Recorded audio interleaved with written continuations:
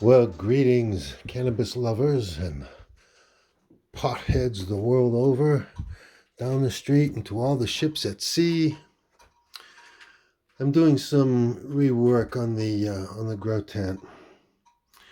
I had this piece of material in storage. I bought it several years ago. I never used it. It's a 2 by 4 foot panel of a wood material. It's called hardboard. I'm from Boston. We say hardboard, not cardboard, and not hardboard. Hardboard, 3/16 of an inch thick, and came in a panel 2 foot by 4 foot. And this tent is a 3 foot by 2 foot, so I had to cut 1 foot off the end here, and I cut a hole for the ventilation port. And so that gives me a nice flat surface. It's supported evenly all around. And that'll help. I ordered some acoustic insulation. It should be arriving soon. I don't think the polyester fiber fill did enough to really dampen the sound, to quiet it enough. So I've ordered this acoustic material. It's the stuff that looks like the inside of an egg carton, some kind of foam. It's a little on the pricey side. I don't remember exactly how much.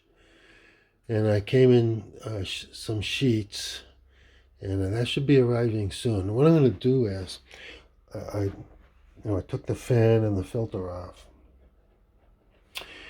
Is I'm going to hook everything back up, have the duct come out, and then the fan, and then the filter. And then I'm going to build a cardboard box to enclose it, except I'm leaving one side open on the filter side. I got to make sure that that has enough space so it's not giving back pressure. So yeah, I'm just waiting for that material to come in, and I will enclose the fan assembly there, and we'll see. Hey Warren, how do I turn the sound down on this? Just hit the start time. Okay, thank you. Now I got my seeds. I got my Tangerine Dream feminized autoflower seeds. I filled the pot, and what I did was the seed vendor says that they guarantee their seeds will germinate if you follow their instructions. I went through this on my last video. You soak it in layers of paper towel. Well, I tried that. I put it between the layers of paper towel in a dish, and got it good and soaking wet. I put it in the cupboard, went to bed, got up the next morning, and it was completely dry like a bone. So we got a low humidity here. We're in northern Maine, and it's winter time, so the air is dry. So that didn't work. So I can't keep getting out of bed every 2 hours to add water to that thing. So I just soaked it in a Dixie cup for another 12 hours, and then I just put it right in the soil. I'm not going to try and wait for that sprout to come popping out of that seed, and then try to put the seed into the soil where it's got a very delicate and fragile root sticking off. You can easily damage it. So I'm just putting the seed right in the soil. I got it all wet. Now, I had trouble with the soil. It was completely dry, and I put the seed in, and when I went to water it, the water just floated on top. The soil was so dry that it wouldn't penetrate. It wouldn't sink. I sat there and waited, and that same puddle was still on the surface. It wasn't going in. So I'm wondering, well, wow, now what am I going to do? So I had to dump the water out and dig down, pull that seed out of there, and that was a mess. That was a messy job. It took a while. Pulled the seed out, and then I dumped the soil out and mixed it with water and put it back in. And then I wanted to put it in here, and this soil was equally dry. And it all just ran down the edges. It formed these puddles all around that would not soak in. And it just ran down the edges here where there was some gap and came out in the tray down below. And I had to use a turkey baster to get it all out of there. And an empty water jug. I just used the turkey baster to suck that water out of there into the jug and then toss it. But yeah, so I had to do the same thing with the soil. Um, I had to work this. I had to work the water into the soil by hand. You know, grabbing fistfuls of it and churning it like, I don't know, like kneading bread dough or something. And I had to get that water saturated into the soil. And then when I did, the soil collapsed. It was no longer this full. It had decreased. You know, I guess it's compacted a bit, and it dropped about 2 inches. And I got, geez, I just lost 2 inches of root depth. So I had to mix up some more and pull this peat pot out and mix up some more, lay it in, and put the peat pot back in. So it was really messy. Had a lot of cleanup to do. It was really a struggle, and this tub full of wet soil now weighs about 50 pounds. I carried it out to the kitchen, and put some